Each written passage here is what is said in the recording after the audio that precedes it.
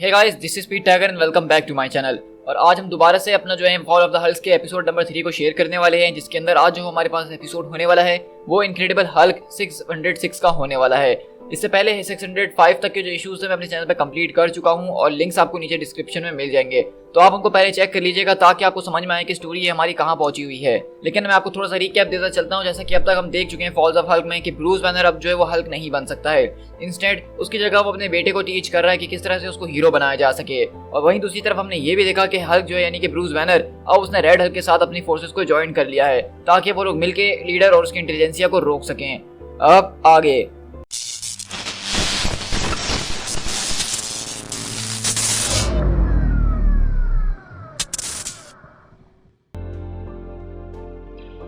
हमारी कहानी की शुरुआत एक फाइट के दरमियान से होती है, जहां हम देखते हैं कि स्कार जो है वो अपनी ह्यूमन वाली फॉर्म के अंदर आया हुआ है और ब्रूस उसका हाथ पकड़ के उसको खड़ा हुआ है और उनके सामने कोई और नहीं बल्कि डॉक्टर डूम खड़ा हुआ है, जो कि जबरदस्त किस्म से उनको मारने की कोशिश कर रहा है। और ब्रूस हमें यहाँ पे ये बता रहा है कि मैं अपने बेटे से सिर्फ यही कहना चाहता हूँ कि मैं उससे बहुत ज्यादा प्यार करता हूँ, लेकिन अगर मैं उसको ये बताऊंगा तो उसको यही लगेगा कि मैं झूठ बोल रहा हूँ, क्योंकि इतने टाइम तक मैं सिर्फ उसको इस्तेमाल करते हुए ही आया हूँ। और इसी पूरी स्टोरी से हम लोग तकरीबन 49 आवर्स पहले शिफ्ट होते हैं और ये पूरा का पूरा वो सीन है जिसको हमने इनक्रेडिबल हल्क के इश्यू नंबर 605 के अंदर देखा था, जब स्कार जो है फैंटास्टिक फोर के साथ आता है न्यूयॉर्क सिटी के अंदर और एक जबरदस्त किस्म के हमले से सबको बचाता है। तो इसी तरह हम देखते हैं कि यहाँ पे स्कार ने जैसा कि इस सिटी को बचाया तो बहुत सारे लोग जो है वहाँ पे वो स्कार को हीरो मानने लग गए हैं। तो वहीं से सूजन स्टॉर्म बोलती है कि आखिरकार ब्रूस अब बताओ तुम्हें कैसा लग रहा है कि तुम कभी एक मॉन्स्टर हुआ करते थे लेकिन तुमने अब फाइनली अपने बेटे को एक हीरो में ट्रांसफॉर्म कर ही दिया है।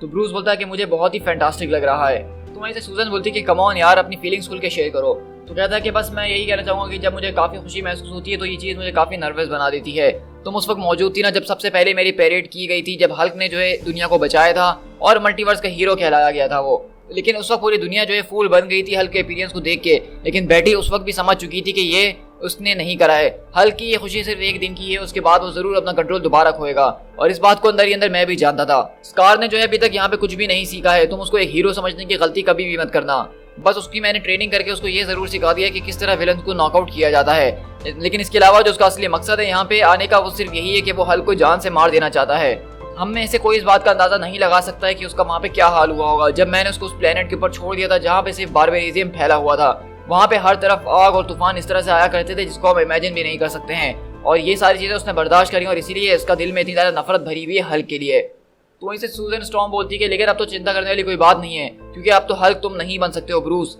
और स्कार जैसे जैसे तुम्हारे साथ यहाँ पे रहेगा तो नई नई चीजें तुमसे सीखता रहेगा। लेकिन अगले पल हम देखते हैं कि उनके सामने जबरदस्त किस्म का फ्लैश ऑफ लाइट आता है और सब लोग बोलते हैं कि ये क्या चीज है, और स्कार वहीं पे अपनी तलवार निकाल के उस पर अटैक करने के लिए जा रहा होता है, लेकिन वहीं पे द थिंग उसको रोक लेता है और कहता है कि होल्ड ऑन स्कार, ये गंजा इस साल पहले ही बहुत दफा पिट चुका है हल्क से, अब तुम्हें इसको मारने की कोई जरूरत नहीं है। और इसी तरह हम देखते हैं कि वहाँ पे बेसिकली कोई और नहीं बल्कि इनके सामने दी वॉचर आके खड़ा हो गया है। और आपको जैसे कि पता है कि मार्वल कॉमिक्स के अंदर वॉचर तभी सामने आता है हीरोज के जब इस यूनिवर्स के अंदर कोई ऐसा इवेंट हो रहा हो जिससे बहुत ज्यादा चीजें आगे जाके बदल जाने वाली हो। वॉचर तब नजर आया था जब सिविल वॉर का इवेंट हुआ था, वॉचर तब नजर आया था जब सीक्रेट इन्वेजन का इवेंट हुआ था, और अब हम देख रहे हैं कि किस तरह यहाँ पे वॉचर दोबारा नजर आ रहा है। इसका मतलब कि इवेंट्स आगे जाके बहुत ज्यादा खतरनाक किस्म से चेंज होने वाले हैं। और यहाँ पे वो बता रहा था थिंक कि किस तरह से वॉचर कुछ टाइम पहले सामने आया था, उसकी रेड हल्क ने उसको बहुत बुरी तरीके से मारा था, तो तुम्हें ये सब करने की कोई जरूरत नहीं है। वहीं से रीड रिचर्ड बोलते हैं कि एक्चुअली ये आज हमसे मिलने के लिए नहीं आया है, मैं अंदाजा लगा रहा हूँ कि उसका सारा का सारा फोकस इस वक्त सिर्फ एक ही इंसान के ऊपर है और वो भी ब्रूस के ऊपर। और इस वक्त ब्रूस की तरफ अगर देखा जाए तो ब्रूस उसको नहीं बल्कि किसी और चीज को देख रहा है। और इसी तरह हम देखते हैं कि ब्रूस बैनर वहाँ पे दरअसल क्राउड के अंदर देख रहा होता है और उसको वहाँ पे एक पल के लिए बेटी नजर आती है,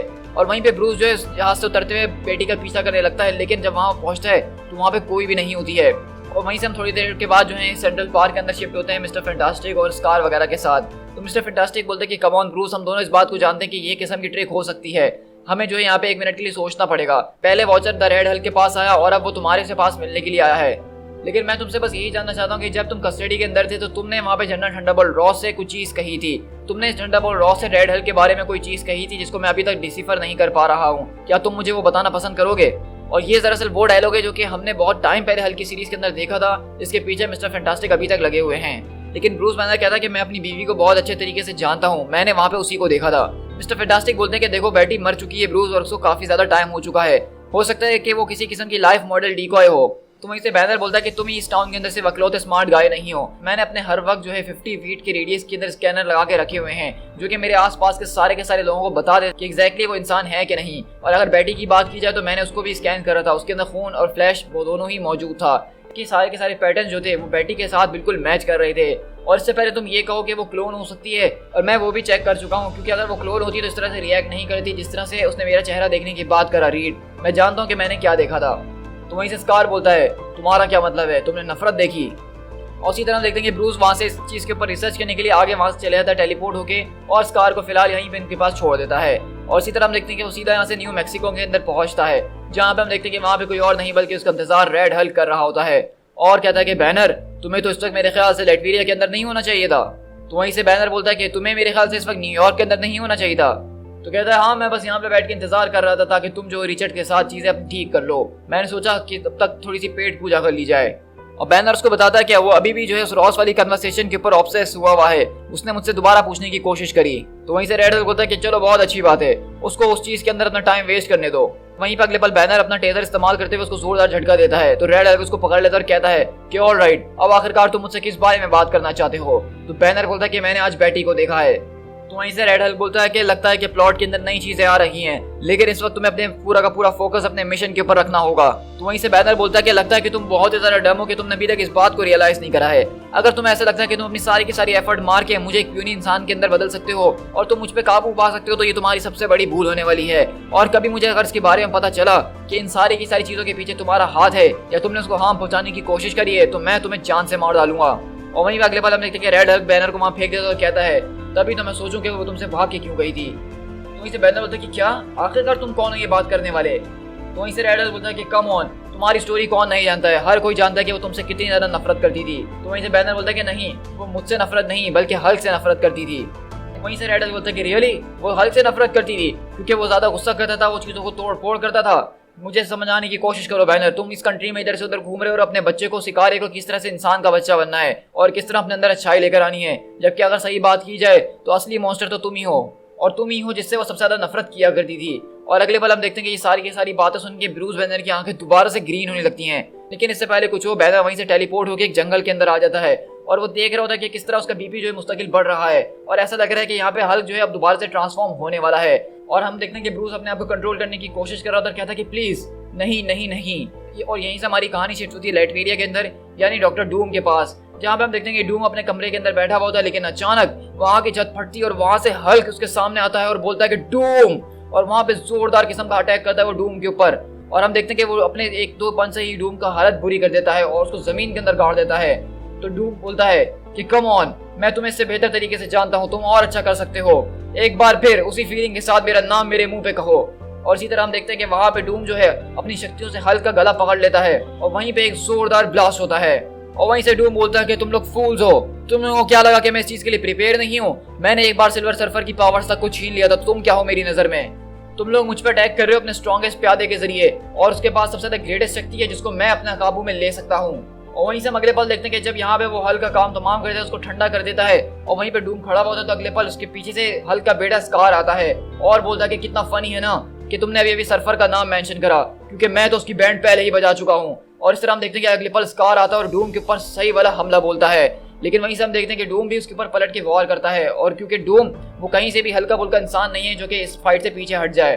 तो वहीं से डूम बोलता है कि तुम यहाँ पे क्यों आए हो, अपने बाप की जान बचाने के लिए। तो स्कार बोलता है कि नहीं, मैं तो बस तुम्हें रोक रहा हूँ कहीं तुम उसको मुझसे पहले ना मार दो। और अगले पल वो दोबारा डूम से लड़ना शुरू करता है, लेकिन हमें जैसा कि पता है कि डूम के पास यहाँ पे पावर के अलावा मैजिक का भी एक्सेस मौजूद है, तो वहाँ पे वो टेलीकिनेसिस की पावर इस्तेमाल करते हुए उसकी स्वॉर्ड जो है वो सीधा हवा में लटका के सीधा हल्क के ऊपर घोंप रहा होता है। लेकिन आपको जैसा कि पता है कि यहाँ पे स्कार का जो अर्थ के ऊपर आने का मकसद है वो ये है कि वो हल्क को अपने हाथों से मारना चाहता है, और डूम बेसिकली यहाँ पे हल्क को मार के उसको टॉर्चर करना चाह रहा है। लेकिन वहीं से हम अगले पल देखते हैं कि जैसे ही वापस स्कार जो हल्क के पास जा रहा होता है, डूम पीछे ही पलटता है, उसके ऊपर दोबारा जोरदार अटैक करता है, जिससे स्कार वहां पे गिर जाता है और डूम वहां पे हल्क के ऊपर आता है, उसके मुंह पे अपना पैर रखते हुए कुछ स्पेल्स पढ़ना शुरू करता है। और जैसे वो स्पेल्स पढ़ रहा होता है कहता है कि तुम्हें तो मेरा यहाँ शुक्रिया अदा करने के लिए आना चाहिए था सन ऑफ हल्क, क्योंकि मैं जो हूँ तुम्हारा आज काम आसान कर रहा हूँ, लेकिन ये तुम्हारी तलवार ये काफी ज्यादा जबरदस्त है, इसका शायद मैं आगे जाके इस्तेमाल कर सकता हूँ, लेकिन इंस्टेड तुमने अपने आप को यहाँ पे आज बिल्कुल वेस्ट कर दिया है। जिस हल्क के ऊपर तुमने अटैक करा है मुझे डिफेंड करने के लिए, वो ओरिजिनल हल्क था ही नहीं बल्कि वो एक मशीन थी जो कि एक बहुत ही पावरफुल मशीन है जिसको पावर कॉस्मिक के जरिए चलाया जाता है। वही पावर कॉस्मिक जो कि गैलेक्टस के पास मौजूद है, लेकिन ये तुम्हारा फादर नहीं है जिसको तुम समझ रहे थे। तो बेसिकली अब आपको याद होगा कि हमने फर्स्ट एपिसोड के अंदर मैंने आपसे जिक्र करा था एक कॉस्मिक हल का, जो कि वहां से इंटेलिजेंसिया ने उठाया था बहुत टाइम पहले इटरनल के बेस से। तो बेसिकली ये वही वाला हल्क है जो कि पावर कॉस्मिक से चलता है। ये एक तरह का रोबोट है जिसका अपीयरेंस हल्क जैसा है, लेकिन इसको जो है पावर कॉस्मिक के जरिए बनाया जाता है, उससे ही चलता है ये। तो बेसिकली यहाँ पे जो अटैक करवाया गया है ये ब्रूस बैनर ने अटैक नहीं करा है डूम के ऊपर, बल्कि ये अटैक जो है इंटेलिजेंसिया ने करा है। लेकिन जैसा कि यहाँ पे हल्क के ही फॉर्म के अंदर था तो स्कार को ऐसा लगा कि ये इसका बाप ब्रूस बैनर है। और अगले पल डूम बोलता है कि स्टूपिड बॉय, तुम्हारे अंदर बहुत ही ज्यादा पोटेंशियल मौजूद है, मैं देख सकता हूँ, लेकिन फिर दोबारा मैं यही कहना चाहूंगा कि तुमने अपनी वीकनेस मेरे सामने रिवील कर ही दी है। और इसी तरह हम देखते हैं कि स्कार जो है वो अपने बच्चे वाली फॉर्म के अंदर दोबारा से रिवर्ट हो जाता है और वहीं पे डूम उसी की तलवार लेते हुए उसके ऊपर अटैक कर रहा होता है और कहता है कि चलो बच्चे अब अपनी आंखें बंद कर लो ताकि तुम्हारे लिए आसान हो सके।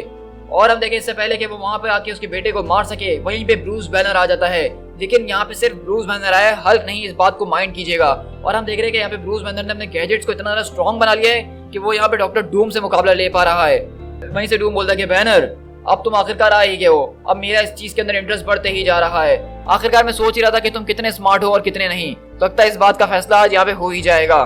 तो वहीं से बैनर बोलता है कि डूम तुम मुझे अपनी मशीन के साथ हरा नहीं सकते हो, मैं इससे ज्यादा बेहतर हूँ। तो डूम बोलता है कि ठीक है, मैं इस बात को मान लेता हूँ, तो फिर मैं तुम्हारी शामत जो हूँ आज मैजिक के जरिए बुलाऊंगा। तो वहीं से बैनर बोलता है कि मैजिक भी मेरे पर कुछ ज्यादा खास काम नहीं करने वाला है, मैंने जगरनॉट की शामत बुला दी थी, तो तुम क्या हो मेरे सामने। तो कहता है कि जगरनॉट तुम उसको मैजिक समझते हो, उसके पास तो वो सारी की सारी चीजें भी नहीं है जो कि एक सॉर्सरर के पास होनी चाहिए, वो तो बस किसी की शक्तियों को उधार पे लिया होता है। लेकिन मैं एक पूरा का पूरा सॉर्सरर हूँ, मैं अपने रूल्स खुद ही बनाता हूँ, तुम मेरे स्पेल्स को रोक नहीं सकते हो। तो हम देख रहे हैं कि इस तरह यहाँ पे जो है डूम उस जबरदस्त किस्म का यहाँ पे स्पेल कास्ट करना शुरू करता है और वो ब्रूस बैनर को मारने लग जाता है। और जैसा कि डॉक्टर स्ट्रेंज ने खुद एक बार बोला था कि डॉक्टर वॉन डूम जो है वो इतना ज्यादा पावरफुल सॉर्सरर है कि वो एक दिन जो है सॉर्सरर सुप्रीम की जगह भी ले सकता है। लेकिन हम देख रहे हैं कि जब यहाँ पे डूम अपने स्पेल्स वगैरह को पढ़ रहा होता है तो अचानक वो बोलता है कि व्हाट द डेविल, ये क्या हो रहा है मेरे साथ। तो ब्रूस बैनर उसकी तरफ घूरते हुए देखता है और बोलता है कि हाँ, तुम मेरे ऊपर मैजिक कास्ट करके मुझे हरा जरूर सकते हो, लेकिन उस मैजिक को कास्ट करने के लिए तुम्हें उन वर्ड्स को याद रखना जरूरी है।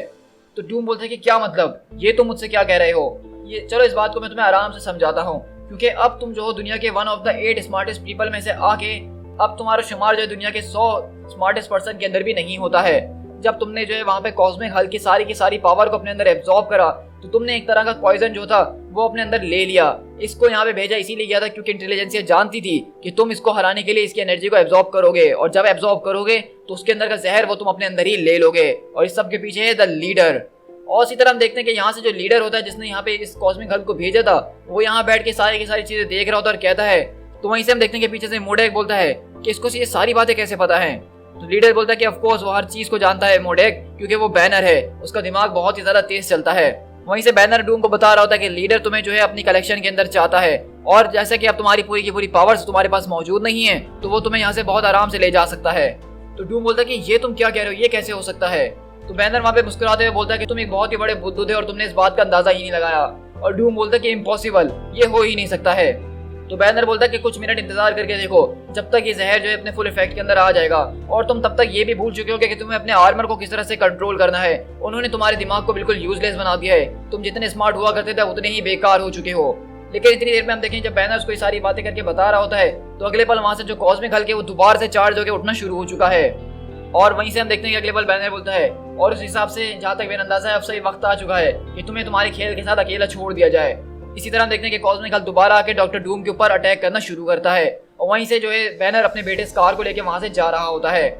लेकिन अगले पल हम देखते हैं कि वहां पे जो कॉस्मिक हल्क होता है वो डूम को अपने साथ उठा के इंटेलिजेंसिया के पास ले जाता है। तो आप देख रहे हैं कि इंटेलिजेंसिया ने बेसिकली अपना बदला ले ही लिया डूम से, जो कि इतने साल पहले डूम ने उनसे गद्दारी करी थी। अब इंटेलिजेंसिया के लोगों ने यानी लीडर ने एक ऐसा चीज बना लिया यानी कि कॉस्मिक हल्क जो कि डूम को उसी के घर से मार के निकाल के लेकर आ रहा है। तो ये एक बहुत ही बड़ी चीज है इंटेलिजेंसिया के लिए। और वहीं से ब्रूस बोलता है कि हे, मैं ब्रूस हूँ तुम्हारा फादर, मैं इतने टाइम से इंतजार कर रहा था कि तुम अपनी इस वाली फॉर्म में आओ ताकि मैं तुमसे कुछ बात कर सकूं। मुझे लगता है कि तुम्हें मेरी मदद की जरूरत है। लेकिन स्कार बोलता है कि नहीं, मुझे ये लगता था कि मुझे स्कार से नफरत है, लेकिन जो कुछ भी मैंने उस बारबेरियन प्लेनेट के ऊपर देखा है, जो लोगों को मेरे सामने मारा गया है, वो सारी की सारी चीखें, ब्लड और फायर, वो सब तुम्हारी वजह से हुआ है। तुम इस बात को जानते थे कि स्कार को वो टेलीपोर्टेशन टैग मिल जाएगी और वो यहाँ डूम से मुकाबला करने के लिए आएगा। तुम ये भी जानते थे कि वो यहाँ पे डूम के पीछे आएगा, उससे लड़ने की कोशिश भी करेगा उस सॉर्सरर से, और तुम इस बारे में भी जानते थे कि स्कार जो है वो डूम से जीत नहीं सकता है, लेकिन तुमने इसकी भी परवाह नहीं करी, ना ही मेरी परवाह करी। तुम्हें सिर्फ परवाह है तो उसकी परवाह है। तुम उसको बचाने के लिए कुछ भी कर सकते हो, किसी को भी मार सकते हो, और इस अर्थ के ऊपर ऐसा कोई शख्स नहीं है जो कि तुम्हें ये करने से रोक सके सिवाय मेरे। और अगले पल हम देखते हैं स्कार जो है वो अपनी हल्क वाली फॉर्म के अंदर आ जाता है। मैं इतने टाइम से समझ रहा था कि मैं तुम्हारे ऊपर नजर रख रहा हूँ, लेकिन तुम तो मेरे ऊपर नजर रख के बैठे हो। चलो हीरो, अब चलो और जाके एवेंजर्स को बचाते हैं। और इसी तरह हम लोग यहाँ से अगले पैनल के ऊपर शिफ्ट होते हैं, जहाँ पे हम दरअसल देख रहे हैं कि यहाँ पे एवेंजर्स मौजूद हैं, जिसके अंदर वो माइटी एवेंजर्स की टीम है जो कि डार्क एंड के अंदर मौजूद थी, और साथ में वुल्वरीन और स्पाइडरमैन भी है, जिनके ऊपर यहाँ पे अटैक कर रही है शी हल्क। अब ये शी हल्क यहाँ पे कैसे आई और यहाँ पे ये कहानी यहाँ तक कैसे पहुंची, इनको हम आगे जाके देखेंगे। To be continued.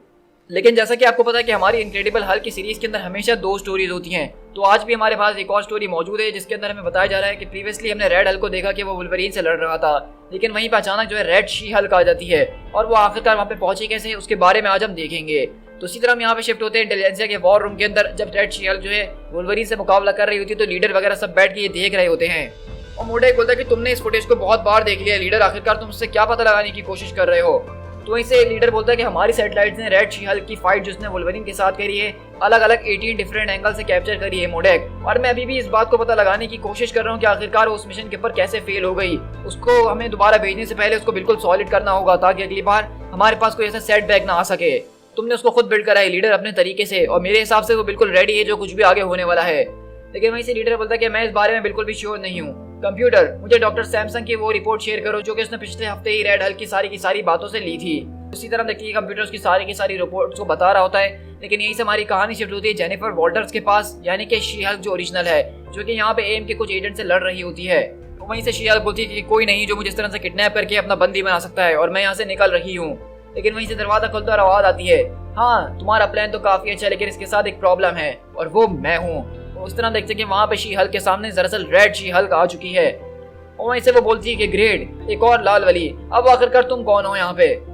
तो वहीं से रेड शी हल्क उसके ऊपर भागते आती है अटैक करने के लिए, और कहती है कि मैं वो शख्स हूँ जो कि तुम्हें दोबारा तुम्हारे सेल के अंदर भेजने वाली है। तो शी हल्क बोलती है कि चलो स्वीटहार्ट, इस बारे में हम जब पता लगा ही लेते हैं आज। और इसी तरह हम दोनों के बीच यहाँ पे जबरदस्त किस्म की फाइट शुरू होती है, लेकिन इस फाइट के अंदर हम देखते हैं कि रेड शी हल्क जो है वो बहुत ही ज्यादा ताकतवर नजर आ रही है शी हल्क के मुकाबले में, और आखिर में हम देखते हैं कि वो शी हल्क को मार मार के उसकी हालत बुरी कर देती है, और एक जबरदस्त किस्म की केबल जो है उसके गले में बांध के उसकी गर्दन तोड़ देती है। और वहीं से रेड शी हल्क बोलती है कि अब बताओ कि अगला कौन है। तो इस तरह हम यहाँ पे देख रहे हैं कि बेसिकली हमें ये बताया जा रहा है कि शी हल्क जो है उसको भी इंटेलिजेंसिया ने किडनैप किया था, जो कितने टाइम से गायब है, और वहाँ पे रेड शी हल्क ने उसकी गर्दन तोड़ के उसको जान से मार दिया है। To be continued.